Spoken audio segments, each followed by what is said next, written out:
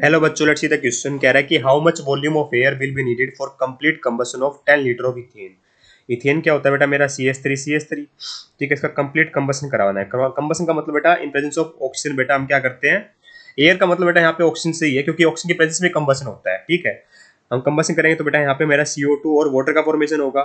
ठीक है, अब बस बैलेंस कर दो। यहाँ पे कितने, 2 कार्बन है, 2 लगा दो। यहाँ पे हाइड्रोजन कितने, अच्छा है, यहाँ 3 लगा दो।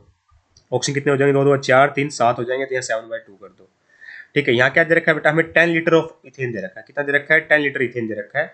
ठीक है, तो हम क्या करेंगे बेटा हमें भी इतना पता है बेटा, पूछा क्या गया है हमें, ऑक्सीजन की वॉल्यूम पूछी गई है, कितनी रिक्वायरमेंट है ना। एयर की यही मतलब हुआ कि एयर की कितनी वॉल्यूम रिक्वायरमेंट होगी। तो ये देखिए बेटा, अकॉर्डिंग टू एवोगाड्रो लॉ, जब मेरा टेम्परेचर प्रेशर वगैरह कांस्टेंट होता है तो वॉल्यूम बेटा डायरेक्टली प्रोपोर्शनल होता है नंबर ऑफ मोल्स के। तो मैं इसको नंबर ऑफ मोल्स के टर्म में ले सकता हूँ। कहने का मतलब क्या हो बेटा, अगर मैं 1 मोल लेता हूँ ना मेरा इथेन का, 1 मोल लेता हूँ इथेन का, तो वहां पे मेरे को क्या मिलता है, 7/2 मोल्स ऑफ ऑक्सीजन की रिक्वायरमेंट होती है। 7/2 moles of O2 is required है। ये बात सही है या नहीं है?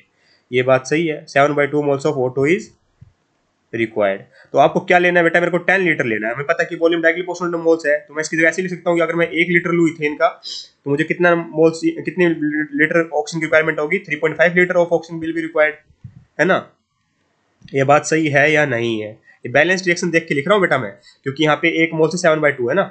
ठीक है, पर हमारे पास वॉल्यूम है कितनी एक्चुअली में? हमारे पास वॉल्यूम है बेटा 10 लीटर, है ना। वॉल्यूम कितनी बेटा मेरी? 10 लीटर है। तो 10 लीटर के लिए कितना हो जाएगा बेटा मेरा? ये हो जाएगा 3.5 इंटू में 10, that is equal to 35 litre of O2 will be required. Of O2 will be required. बस इतना ध्यान रखना था बेटा, ये हमारा आंसर हो गया। ठीक है, पर एक चीज है बेटा, ये तो हो गया मेरा O2, पर हमें चाहिए वॉल्यूम ऑफ एयर।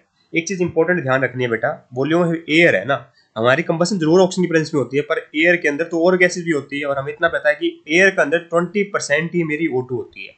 20% ही क्या होती है बेटा? O2 होती है। ठीक है, अगर 20% O2 होती है तो 20% O2 के लिए कितनी रिक्वायरमेंट हुई बेटा मेरे? 35 लीटर।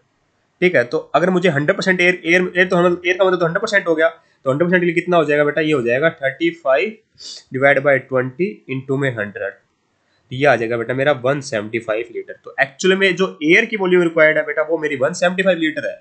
अगर ऑक्सीजन की पूछ लेते तो बेटा मेरी कितनी है?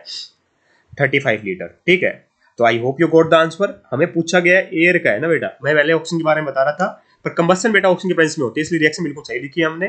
ठीक है, अगर ऑक्सीजन पूछता ना स्पेसिफिकली, तो 35 लीटर ही आंसर करते हैं, पर हमसे पूछा गया स्पेसिफिकली एयर है, तो option number 3 is perfectly correct air. I hope you got the answer. Thank you so much.